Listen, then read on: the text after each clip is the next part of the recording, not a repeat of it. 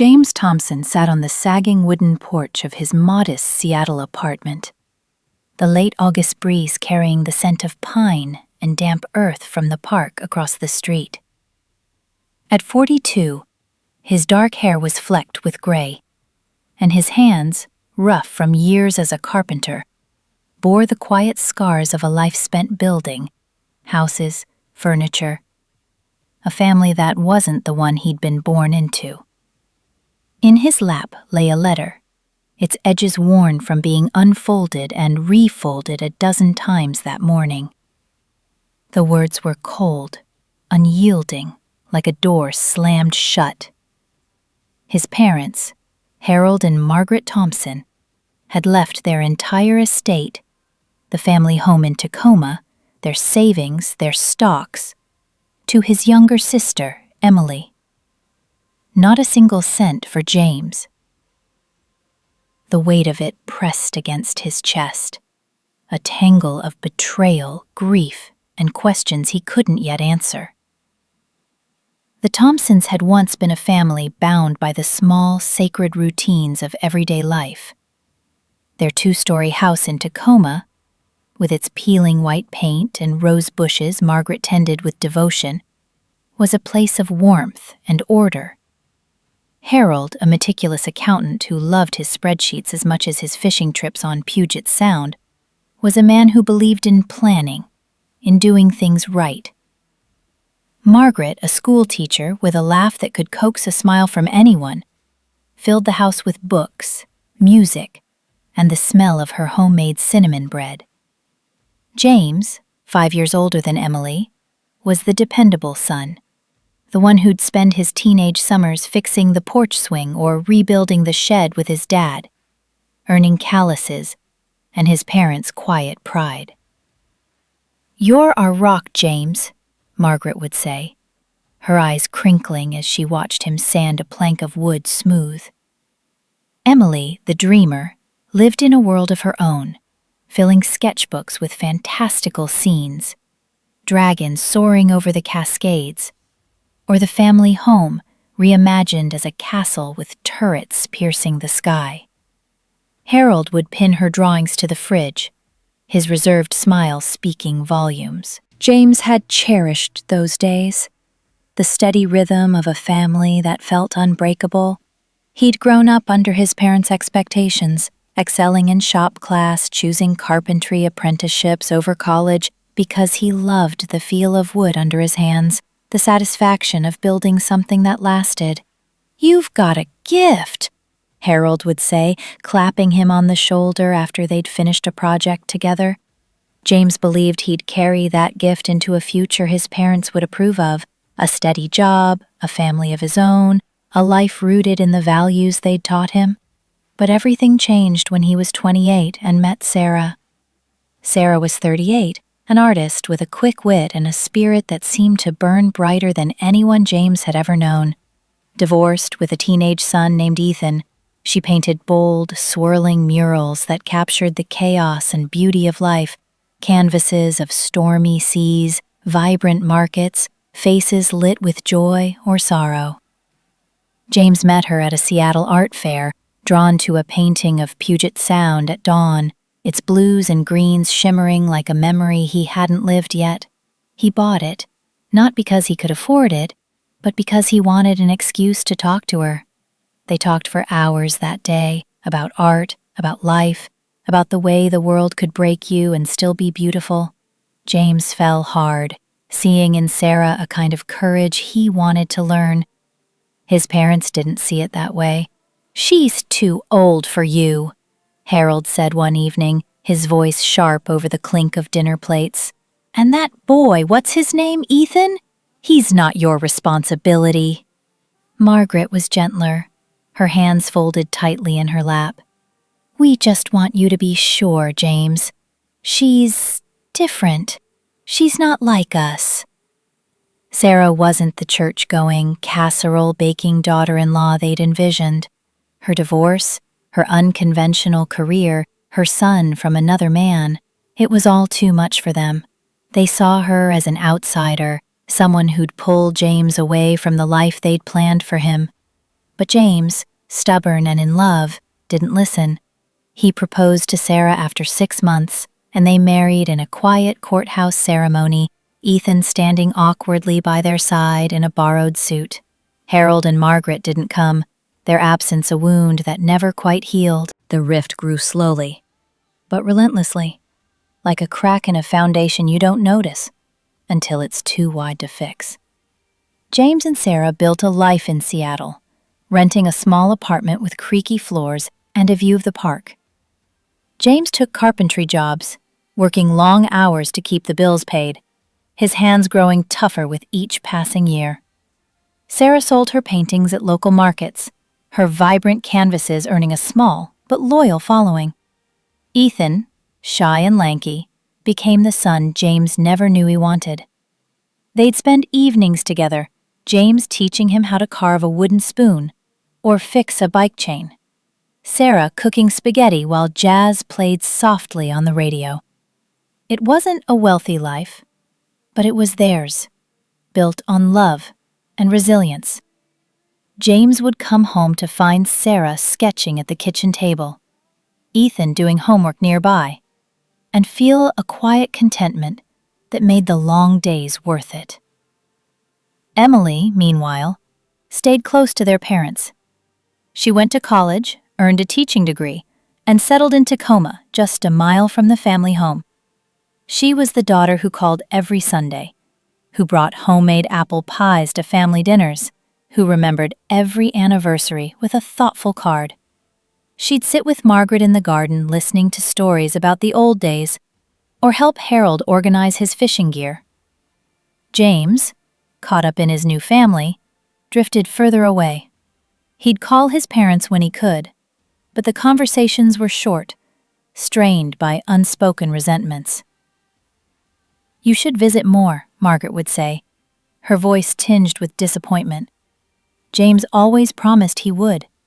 But work, Sarah's doctor appointments, and Ethan's school activities kept him tethered to Seattle. He sent birthday cards, wired money when he could, but it never felt like enough. When Harold died of a heart attack 6 years ago, James felt the loss like a physical blow. He'd hoped it might bring the family closer, a chance to mend what had been broken.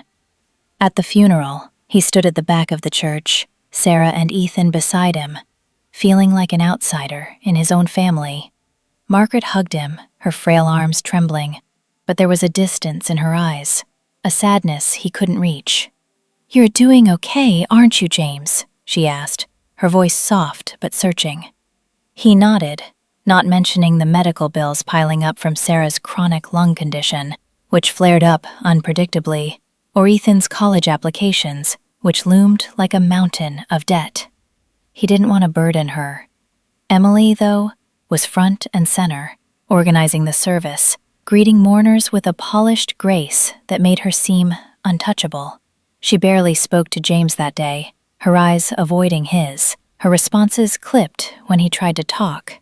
Margaret's health declined after Harold's death, her once vibrant spirit dimming like a candle burning low. James drove to Tacoma when he could, offering to help with her care, bringing groceries, offering to pay for a home aide. But Emily always waved him off. "I've got it under control," she'd say, her voice calm but firm. "Mom's fine with me."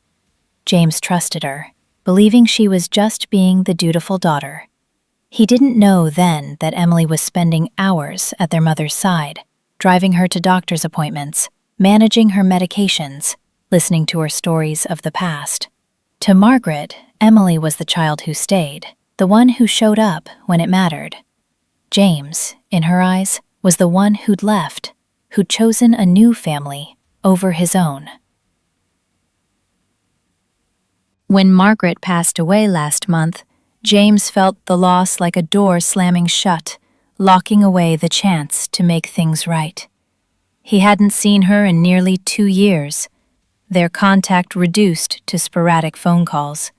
He'd call on holidays, her birthday, but the conversations were brief, her voice frail but warm. "You're happy, aren't you, James?" she'd asked during their last call, just weeks before her death. He'd said yes, not wanting to worry her about Sarah's worsening condition, which required expensive treatments, or Ethan's student loans, which weighed heavily on them all. He thought there'd be time to visit, to sit with her in the garden one more time.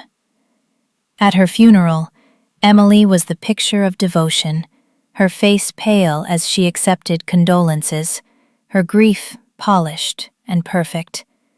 James tried to talk to her about the estate, but she brushed him off. "We'll figure it out later," she said, her tone clipped. He didn't push, assuming there'd be time to sort through it all. The letter changed everything. James read it again, the words searing into his memory.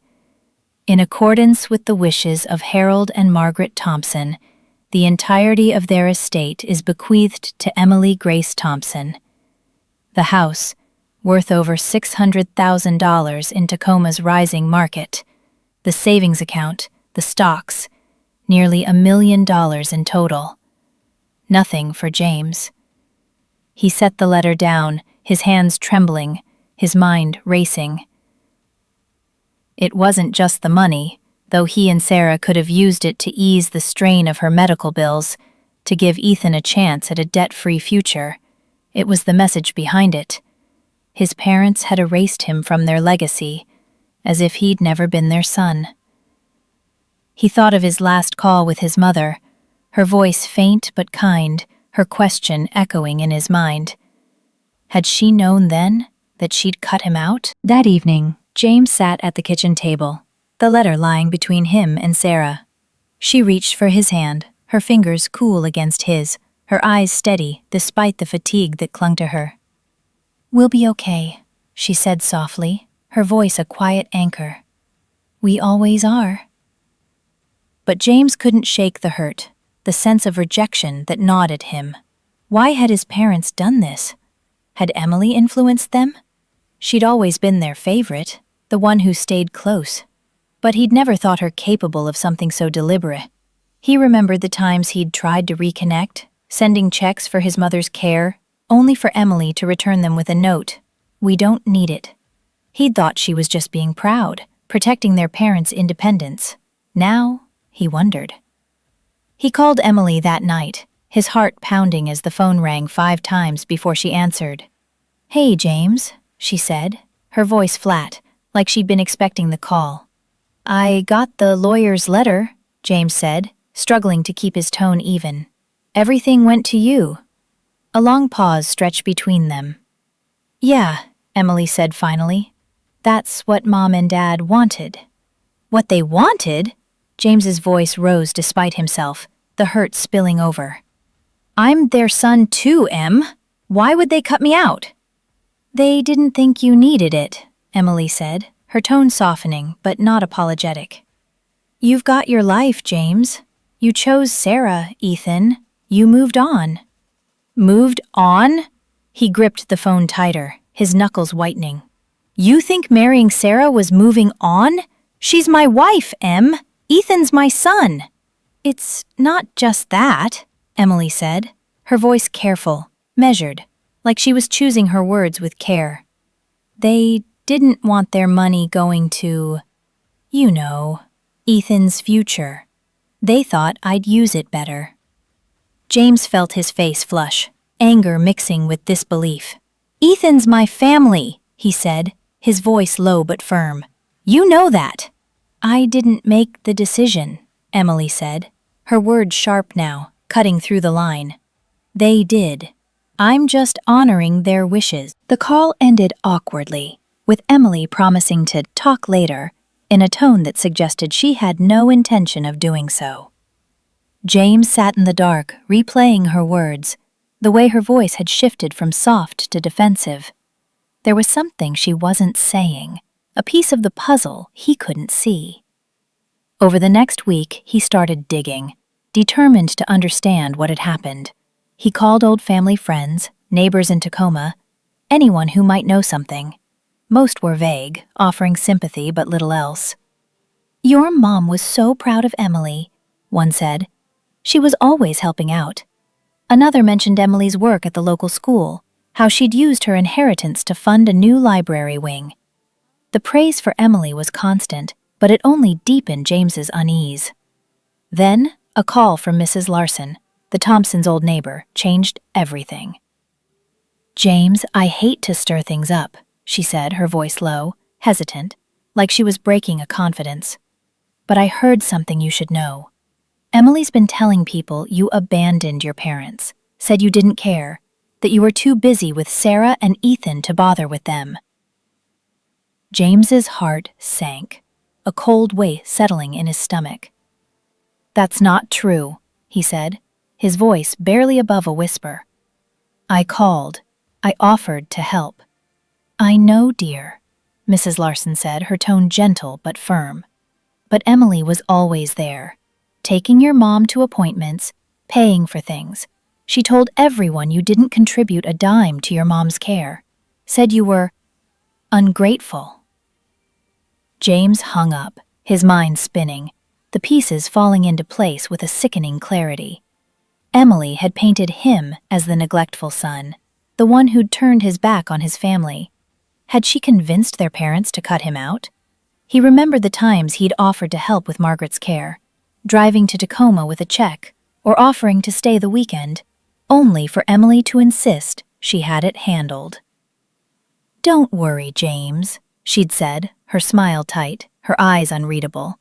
"I've got this." He'd trusted her, believing she was just being the dutiful daughter. Now, he wasn't so sure. James couldn't sleep that night, Mrs. Larson's words echoing in his mind like a bell that wouldn't stop ringing. Emily had told people he'd abandoned their parents, that he'd left them to struggle while he built a new life with Sarah and Ethan in Seattle.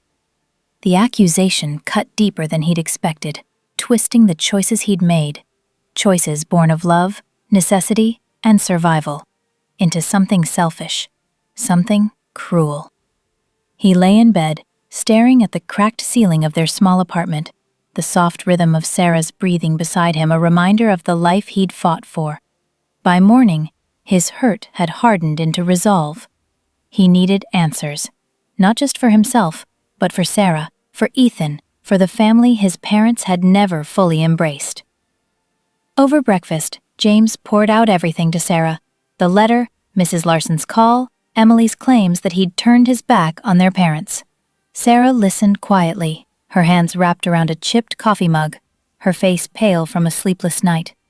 Her lung condition had worsened lately, the coughing fits coming more frequently, each one leaving her weaker. She never complained, but James saw the strain in her eyes, the way she moved more slowly now. "What do you want to do?" she asked, her voice steady despite the fatigue that clung to her. James ran a hand through his graying hair, his calloused fingers catching on the strands. "I need to know why," he said, his voice low, almost a whisper. "Why they thought I didn't deserve anything. Why Emily said those things about me." Sarah reached across the table, her fingers cool against his. "Then find out," she said. "But don't let it consume you, James. We're enough, aren't we?" He wanted to say yes, to reassure her that their life together was all he needed, but the hurt was too raw, the questions too loud in his mind. James began digging deeper into his parents' final years, determined to piece together the truth. He called old neighbors, family friends, even the pastor from their church in Tacoma, hoping someone could shed light on what had happened. Most were hesitant, their answers vague, as if they were tiptoeing around a truth they didn't want to touch. "Emily was always with your mom," said Mr. Callahan, who'd lived across the street from the Thompsons for decades. "She'd bring groceries, take her to the doctor, said you were too busy to help." James felt his jaw tighten, his fingers gripping the phone. He'd offered to help, hadn't he? He'd driven to Tacoma with checks, offered to stay the weekend, to do whatever he could. But Emily had always been there, stepping in, saying she had it handled. "Don't worry, James," she'd say, her smile tight. He'd trusted her, but now he wondered if that trust had been misplaced.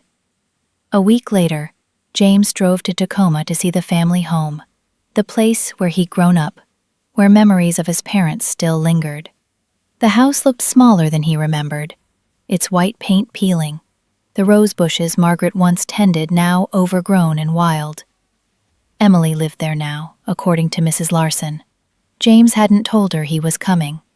He wasn't sure he could face her without his anger spilling over. Instead, he parked across the street in his old pickup truck, watching the house from the driver's seat. The curtains were new, a soft blue that didn't match his mother's taste for warm yellows.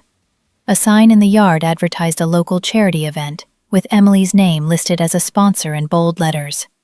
She'd always been good at playing the part, devoted daughter, pillar of the community.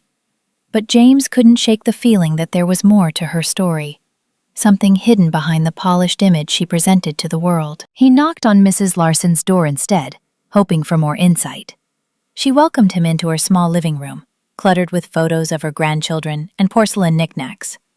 Over tea, she spoke carefully, her hands folded in her lap.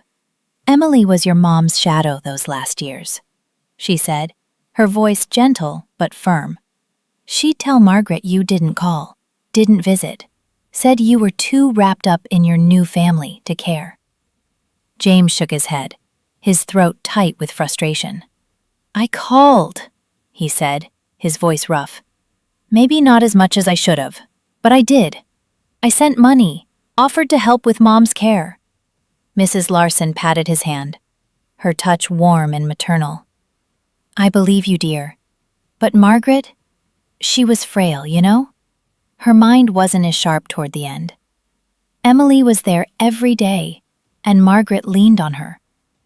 Emily told her you didn't want to be involved." James drove home in a daze, the pieces of the puzzle forming a picture he wasn't ready to accept. Had Emily deliberately painted him as the neglectful son to secure the inheritance? He thought back to their childhood, searching for signs of this side of her. Emily had always been competitive, quietly vying for their parents' attention. When James got a new bike for his birthday, she'd ask for one too, her eyes bright with envy. When he won a shop class award in high school, she'd stay up late, perfecting her sketches to show their dad, hoping for the same praise. But those were childish rivalries, not malice. He remembered her at 10, crying when he bandaged her scraped knee after a fall, or at 12, sharing her Halloween candy when he ate his too fast. Could that same sister have manipulated their parents against him? Back in Seattle, James confided in Ethan, who was home from college for the weekend. At 21, Ethan was quiet but perceptive, with Sarah's dark eyes and a knack for seeing through people. They sat in the living room, the TV muted, the glow of a single lamp casting shadows on the walls. James explained everything. The letter, Mrs. Larson's words, Emily's accusations. "I don't know what to do," he admitted, running a hand through his hair. "Part of me wants to confront her, but what if she's telling the truth? What if Mom and Dad really thought I didn't care?" Ethan leaned forward, his voice calm but firm.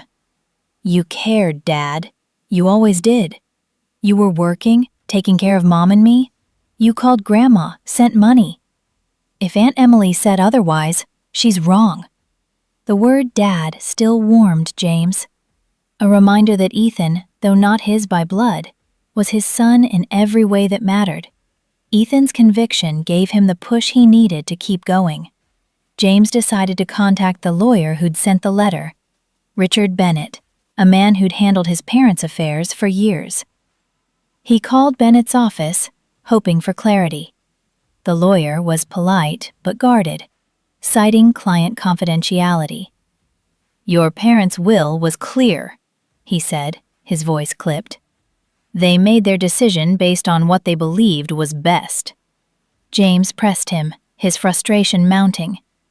"Did Emily influence them? Did she say something about me?" Bennett paused, then said, "I can't discuss specifics, but I can tell you the will was revised 2 years ago, after your mother's health declined significantly."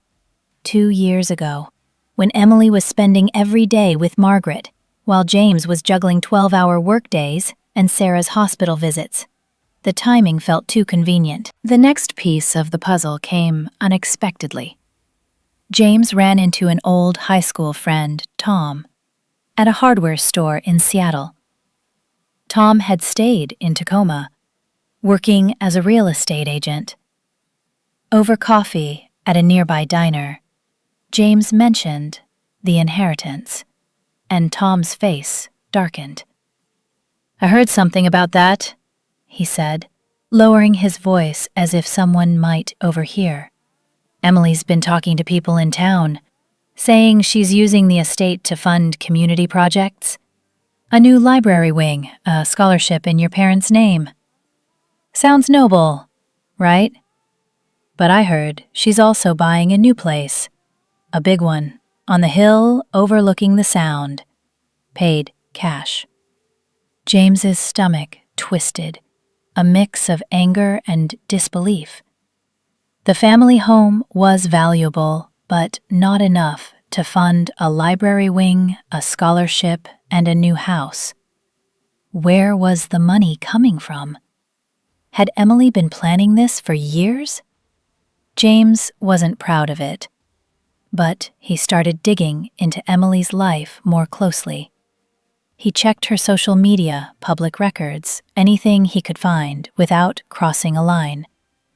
Emily had always been private, but her profiles were full of carefully curated posts, photos from charity events, updates about her work at the local school, captions praising her parents' legacy.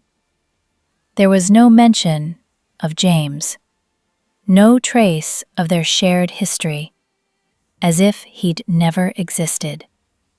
He found a news article about the library wing, which credited Emily as the sole donor, using family funds in memory of Harold and Margaret. The article quoted her, "My parents wanted to give back to the community they loved." The words stung, erasing James from their story entirely. He also found property records showing she'd purchased a new house, a modern 3-story home with views of Puget Sound, just as Tom had said. The purchase price was staggering, far beyond what a teacher's salary could cover. Determined to get answers, James drove to Bennett's office in downtown Tacoma, a sleek building of glass and polished wood that felt worlds away from the life he knew. He sat across from the lawyer, the letter clutched in his hand, its words burned into his memory. "I just want to understand," he said, his voice steady but tight. "Why did they cut me out? Did Emily say something to them?" Bennett sighed, adjusting his glasses, his face a mask of professional neutrality. "Your parents believed Emily was the one who'd carry on their values," he said. "She was there, James, every day, helping your mother, managing her care. She told them you'd moved on, that you didn't need their support. They wanted the estate to go to someone who'd use it for the community." James's voice was low, barely controlled. "I didn't move on. I was their son. I cared. I offered to help, but Emily always said she had it handled." Then it softened, but only slightly. "I can't disclose everything," he said, "but I can tell you, your mother was adamant about the decision. She said Emily was the one who stayed, the one who showed up when it mattered." James left the office, feeling more lost than ever, the lawyer's words echoing in his mind. Emily had been there, yes. Every doctor's appointment, every late-night talk, every moment when Margaret needed someone. But had she used that time to shape their parents' view of him? He remembered a conversation with his mother years ago, when she'd asked why he didn't visit more. "Emily says you're busy," she'd said, her voice tinged with hurt. He'd brushed it off, thinking it was just a misunderstanding. Now, he saw it differently. A seed planted that had grown into something far more damaging. Back home, James sat with Sarah and Ethan, laying out everything he'd learned. The neighbors' stories, Tom's revelation about the house, the lawyer's guarded answers. Sarah's face was grim, her hands folded tightly in her lap. "She's built a whole story about you," she said, her voice quiet but firm. "She made them think you didn't care." Ethan, usually reserved, was angry, his dark eyes flashing. "She lied about you, Dad," he said, his voice shaking. "She made Grandma and Grandpa think you abandoned them. That's not fair." James nodded, but part of him still resisted the idea that Emily could be so calculating. She was his sister, the girl who'd once shared her Halloween candy, who'd cried when he left for Seattle. Could she really have manipulated their parents to cut him out? He decided to confront her, to lay everything bare and see what she'd say. The next day, he drove back to Tacoma, his heart pounding as he pulled up to the family home. The sight of it stirred a flood of memories: Christmas mornings, summer barbecues, his mother's laughter echoing through the halls. Emily answered the door, her face guarded but not surprised, as if she'd been expecting him. "James," she said, stepping aside. "What's this about?"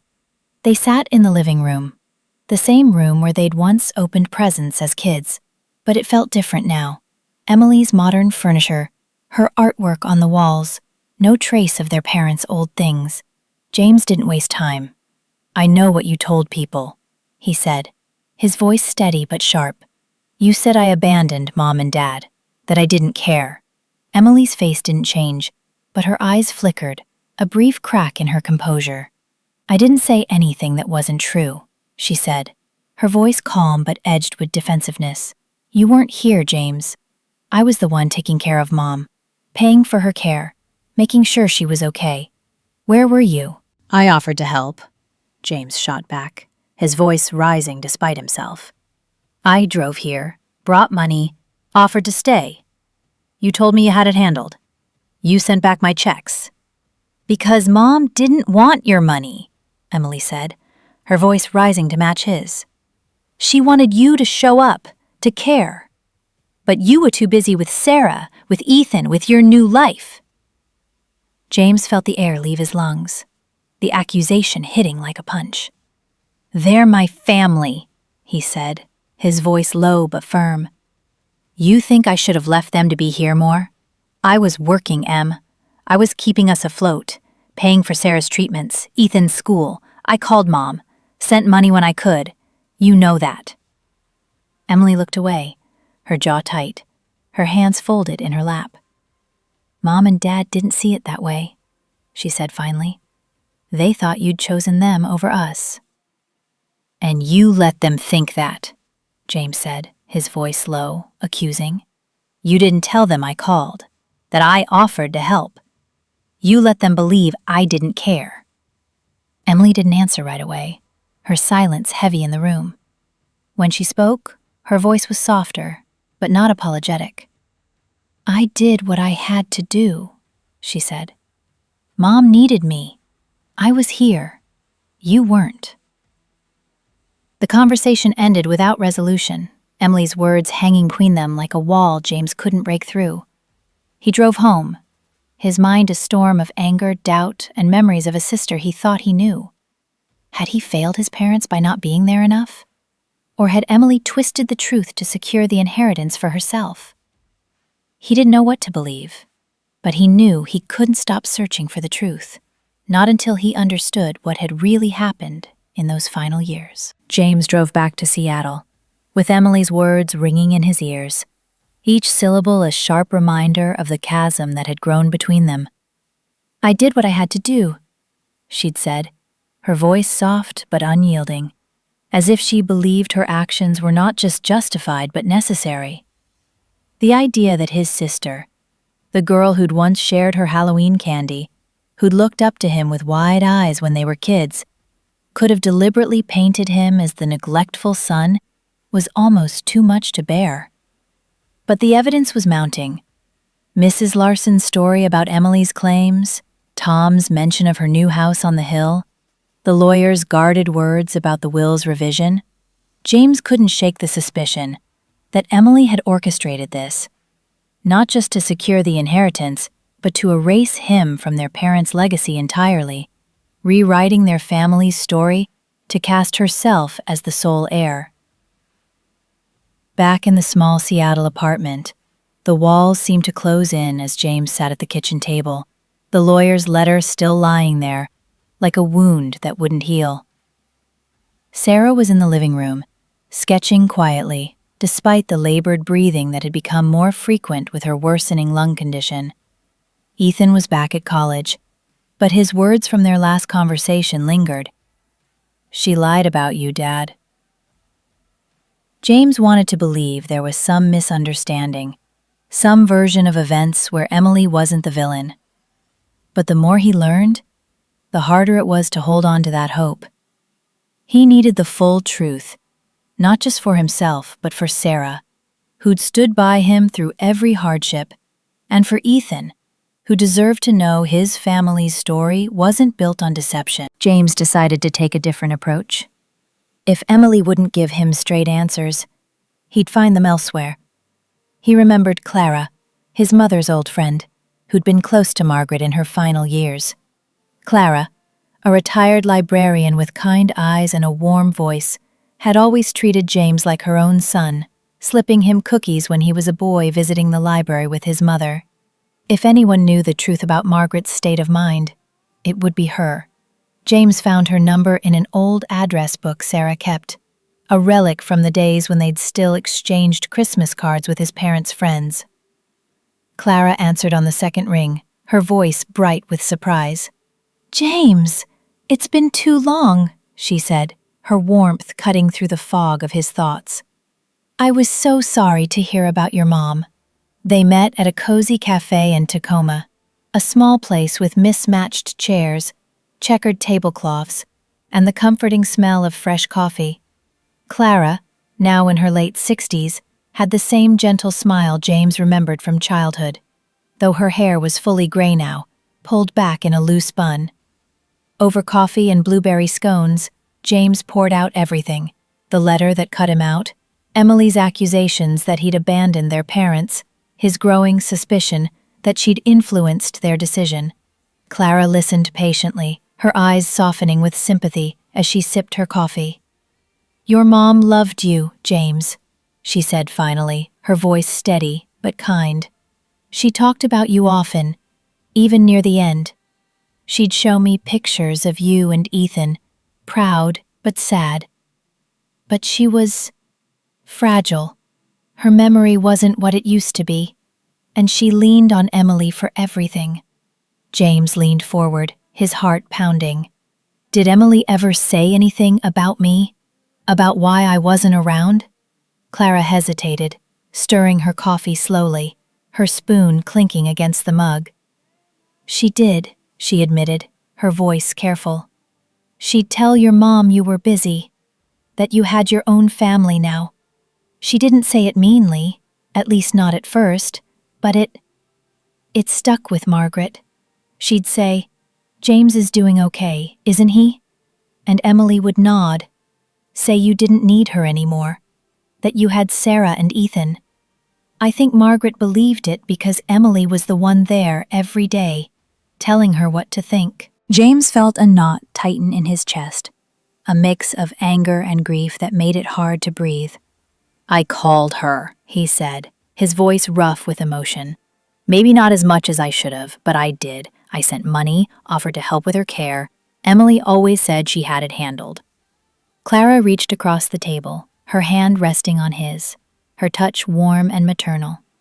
"I know you did, dear. I saw the checks you sent. Margaret showed me one once, proud but hurt. She said Emily told her you sent them out of guilt, not love. It broke her heart thinking you felt obligated rather than connected." James's hands clenched into fists, his nails digging into his palms. Guilt? He'd sent the money because he cared, because he wanted to ease his mother's burden, to show her he was still her son. How could Emily twist that into something so ugly? Clara's words gave James a new lead, a glimmer of hope that the truth was still out there. He remembered his mother's journals, which she'd kept for years, filling them with thoughts, memories, recipes, and reflections on life. If Margaret had written about her decision to change the will, those journals might hold the answers he needed. He called Emily that evening, keeping his voice neutral despite the anger simmering beneath it. "Did you keep Mom's things?" he asked. "Her journals, maybe?" Emily's voice was cautious, guarded. "Some of them," she said. "Why?" James forced a calm tone. "I'd like to see them. For memories, you know." Emily hesitated, then agreed to let him come by the family home. "They're in the attic," she said. "You can look, but don't expect much. Most of it's just old stuff." At the family home, Emily led James to the attic, a dusty space filled with boxes, old furniture, and the faint smell of mildew. She stood by the door, arms crossed, watching as he sorted through their mother's belongings. The journals were there, a stack of worn notebooks tied with a faded ribbon, Margaret's neat handwriting visible even in the dim light. James felt a pang of nostalgia, remembering how his mother would sit at the kitchen table, writing in those journals while dinner simmered on the stove. He took them home, his heart heavy with anticipation and dread, knowing that what he found might change everything. That night, James and Sarah sat on the couch, the journals spread out before them like a map to the past. Sarah's breathing was labored, but she insisted on helping, her fingers tracing the pages as they read. Most entries were mundane: recipes for apple pie, notes about the rose bushes, memories of Harold's fishing trips. But in the later journals, written in the last 2 years of Margaret's life, James found what he'd been searching for. The handwriting was shakier, the words more scattered, reflecting her declining health. "Emily says James is happy with his new family," Margaret wrote in one entry. "He doesn't call much anymore. I wish he'd visit, but Emily says he's too busy with Sarah and Ethan. She's here every day taking care of me. I don't know what I'd do without her." Another entry, months later. "Emily thinks the estate should stay in Tacoma for the community. She says James doesn't need it, that he's built his own life. I want to believe he's okay, but it hurts to think he's forgotten us." James's eyes stung as he read, Sarah's hand resting on his shoulder, a quiet anchor in the storm of his emotions. Margaret hadn't hated him, but she'd believed Emily's version of the truth, a version that painted James as distant, uncaring, too absorbed in his new family to care about his old one.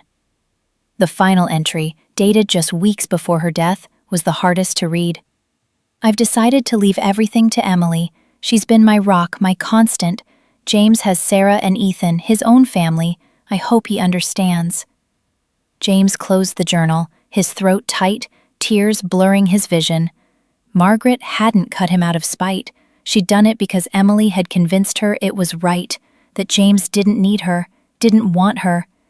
He felt a surge of anger, but beneath it was a deeper pain, for the mother who'd loved him but believed he didn't love her back, for the sister who'd shaped that belief. James knew he had to confront Emily one last time, not just to accuse her, but to understand why she'd done it. He drove to Tacoma the next day, the journals in a bag beside him, their weight a reminder of the truth he carried. Emily was waiting on the porch, her face wary as he approached, her arms crossed like a shield. "You found what you wanted?" she asked, her voice tight, her eyes flickering to the bag. James nodded, holding up one of the journals. "Mom wrote about you," he said, his voice steady but sharp. "About what you told her. That I didn't call, didn't care, that I sent money out of guilt." Emily's face paled, but she didn't look away, her jaw set in defiance. "I didn't lie," she said, her voice steady but edged with something raw. "You weren't here, James. I was." "You twisted the truth," James said, his voice low but firm, the journals heavy in his hand. "I called, I sent money, I offered to help. You told her I didn't care, and she believed you. Why, Em? Why did you do it?" Emily's eyes glistened, but she didn't back down, her hands clenching at her sides. "You left us," she said, her voice breaking, the first crack in her composure. "When you married Sarah, you chose her over Mom and Dad. I stayed. I took care of them. I was the one who wiped Mom's tears when she thought you'd forgotten her. I was the one who paid for her medicine when the insurance wouldn't cover it. You think I wanted this?" I didn't ask for the money, James. They gave it to me because I was here. James felt the weight of her words, the pain and anger woven into them. For the first time, he saw Emily not as a villain, but as someone who'd carried her own burdens, her own hurts. I didn't forget them, he said quietly, his voice thick with emotion. I was trying to keep my family afloat. Sarah's sick, Em. Ethan's in college. I was working 12-hour days, paying for her treatments, his school. I called Mom, sent money when I could. You know that. Emily looked away, her jaw tight, tears spilling down her cheeks. Maybe you were, she said finally, her voice barely above a whisper. But Mom didn't see it. She saw me. The silence between them was heavy, filled with years of unspoken hurts. James realized that Emily hadn't acted out of malice alone, but out of her own pain, her own sense of abandonment. She'd felt left behind when he moved to Seattle, when he built a new family with Sarah and Ethan. She'd carried the weight of their parents' care alone, and in her mind, she'd earned their trust, their legacy. I didn't mean to hurt you, Emily said at last, her voice small. I was here, and you weren't. I told Mom what I thought was true. James shook his head, the journals still in his hand. You told her what made you feel better, he said. But it wasn't the whole truth. The conversation didn't erase the pain, but it cracked open a door that had been closed for too long. Emily admitted she'd let their parents believe James was distant, not out of spite, but because she was hurting too, feeling abandoned by the brother who'd once been her protector. James saw his own failures in the story. He could have fought harder to stay connected, to visit more, to show his parents he cared despite the demands of his life. But Emily's choices had shaped their perceptions, turning a rift into a chasm that culminated in the will's revision. In the weeks that followed, James and Emily began to talk more, their conversations tentative but honest. Emily offered to share part of the inheritance, suggesting they split the proceeds from the family home. James refused, not out of pride, but because he realized the money wasn't the point. It's not about the money, he told her. It's about the truth. I want Mom and Dad's memory to be honest, not built on lies. Emily nodded, her eyes downcast. She agreed to donate more of the estate to community projects in both their names. A new scholarship fund, an expansion of the library wing, honoring Harold and Margaret as a family, not just her legacy. It wasn't perfect, but it was a start, a way to rebuild what had been broken. James returned to Seattle with a lighter heart, though the pain of his parents' decision would always linger, a scar that time might soften but never erase.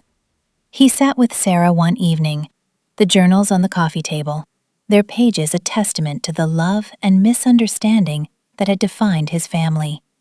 He told her everything, the journals, the confrontation, the fragile truce with Emily. Sarah listened, her smile tired but genuine, her hand warm in his. We're okay, she said, her voice a quiet anchor. We've always been okay. James nodded, pulling her close, feeling the weight of her words settle over him like a blanket. Ethan came home that weekend, his backpack slung over one shoulder, his dark eyes bright with curiosity. They sat together in the living room, the TV off, the journal still on the table. James told him the whole story, from the letter to the truth he'd uncovered. Ethan listened, his face serious but calm. You did the right thing, Dad, he said. You fought for the truth. That's what matters. James felt a swell of pride, not just for Ethan, but for the family they'd built together, a family that had weathered every storm. The inheritance was gone, but James had something more valuable. Sarah's unwavering love, Ethan's quiet strength, and a truth he'd fought to uncover, one that honored his parents' memory and his own place in their story. As the weeks turned to months, James found a kind of peace. He and Emily weren't close, not like they'd been as kids, but they were talking, rebuilding a connection, one conversation at a time. The community projects in Tacoma bore both their names, a small but meaningful tribute to Harold and Margaret. James kept working, his hands shaping wood as they always had, while Sarah's health stabilized, her treatments offering hope for better days. Ethan thrived at college, sending home letters filled with stories of his classes and dreams for the future. The pain of the inheritance would never fully fade, but James knew he'd done what he could to set the story straight, not just for himself, but for the family he loved and the parents he'd never stopped loving, even when they doubted him.